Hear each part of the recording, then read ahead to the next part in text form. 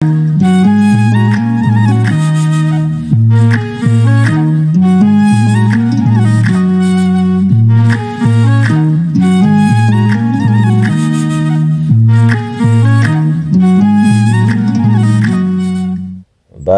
አብ ወወልድ ወመንፈስ ቅዱስ አሐዱ አምላክ አሜን። ኦሪት ዘሌዋውያን ምዕራፍ 6 ከቁጥር 1 እስከ ፍጻሜ ምዕራፍ። እግዚአብሔርም ሙሴን እንዲህ ሲል ተናገረው። ማናቸውም ሰው ኃጢአትን ቢሠራ እግዚአብሔርንም ቢበድል ያኖረበትን አደራ ወይም ብድር ወስዶ ባልንጀራውን ቢክድ ወይም ቢቀማ ወይም በባልንጀራው ላይ ግፍ ቢያደርግ ወይም የጠፋውን ነገር ቢያገኝ ያንንም ሸሽጎ በሐሰት ቢምል ሰው ከሚያደርጋቸው ከእነዚህ ነገሮች ሁሉ በአንዲቱ ቢበድል እርሱ ኃጢአትን ሰርቶ በደለኛ ቢሆን በቅሚያ የወሰደውን ወይም በግፍ የተቀበለውን ወይም የተሰጠውን አደራ ወይም ጠፍቶ ያገኘውን ወይም በሐሰት የማለበትን ነገር ይመልስ፣ በሙሉ ይመልስ። ከዚያም በላይ 5ኛውን ክፍል ጨምሮ የበደሉን መሥዋዕት በሚያቀርብበት ቀን ለባለ ገንዘቡ ይስጠው። ስለ በደል መሥዋዕትም ለእግዚአብሔር ከመንጋው ነውር የሌለበትን አውራ በግ እንደ ግምጋሜህ መጠን ስለ በደል መሥዋዕት ወደ ካህኑ ያምጣ። ካህኑም በእግዚአብሔር ፊት ያስተሰርይለታል። ስለዚያም ስላደረገው በደል ሁሉ ይቅር ይባላል። እግዚአብሔርም ሙሴን እንዲህ ሲል ተናገረው። አሮንንና ልጆቹን እንዲህ ብለህ እዘዛቸው። የሚቃጠለው የመሥዋዕቱ ሕግ ይህ ነው። የሚቃጠለው መሥዋዕት በመሠዊያው ላይ ባለው እንጨት ላይ ሌሊቱን ሁሉ እስኪጸባ ድረስ ይሆናል። እሳቱም በመሠዊያው ላይ ዘወትር ይነዳል። ካህኑም የበፍታ ቀሚስና የበፍታ ሱሪ በሥጋው ላይ ይለብሳል። በመሠዊያውም ላይ የሚቃጠለውን መሥዋዕት እሳቱ ከበላው በኋላ አመዱን አንስቶ በመሠዊያው አጠገብ ያፈሰዋል። ልብሱንም ያወልቃል፣ ሌላም ልብስ ይለብሳል። አመዱንም ተሸክሞ ከሰፈሩ ንጹሕ ስፍራ ወደሆነ ወደ ውጭ ያወጣዋል። እሳቱም በመሠዊያው ላይ ዘወትር ይነዳል፣ አይጠፋም።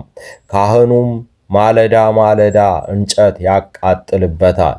የሚቃጠለውንም መሥዋዕት በዚያ ላይ ይረበርባል። በዚያም የደህንነትን መሥዋዕት ስብ ያቃጥላል።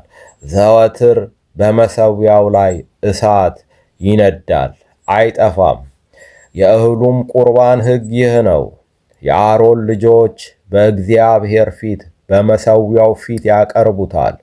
ካህኑም ከእህሉ ቁርባን መልካሙን ዱቄት ከዘይት ጋር እፍኝ ሙሉ፣ ደግሞም በእህሉ ቁርባን ላይ ያለውን ዕጣን ሁሉ ያነሳል። ለእግዚአብሔርም ጣፋጭ ሽታ እንዲሆን ለመታሰቢያ በመሠዊያው ላይ ያቃጥለዋል። ከእርሱም የተረፈውን አሮንና ልጆቹ ይበሉታል።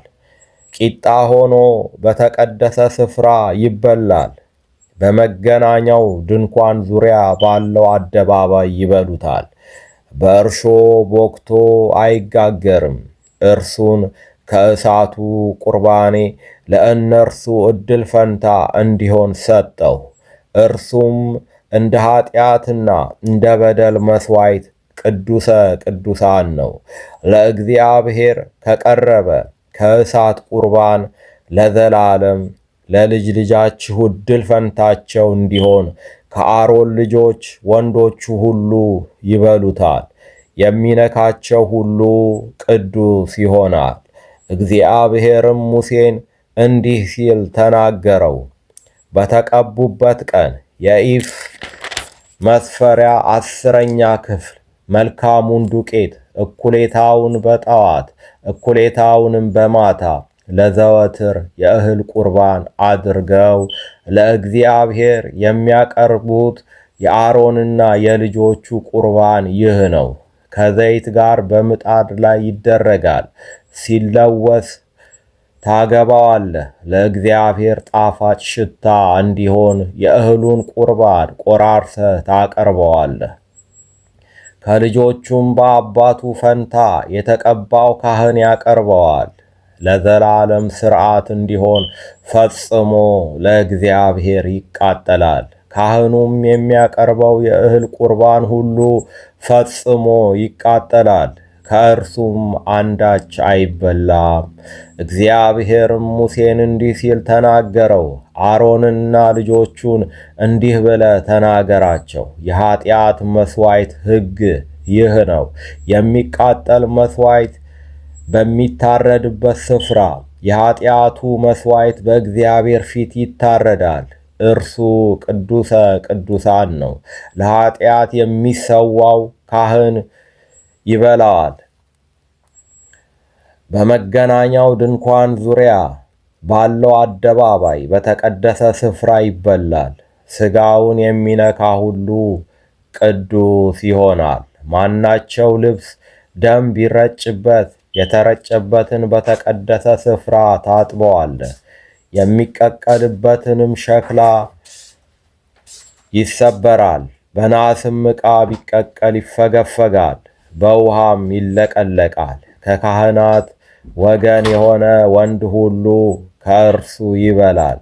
እርሱ ቅዱሰ ቅዱሳን ነው። ነገር ግን በመቅደሱ ውስጥ ለማስተስረያ ይሆን ዘንድ ከደሙ ወደ መገናኛው ድንኳን የሚገባው የኃጢአት መሥዋዕት ሁሉ አይበላም፣ በእሳት ይቃጠላል። ይቆየን። ወስብሐት ለእግዚአብሔር።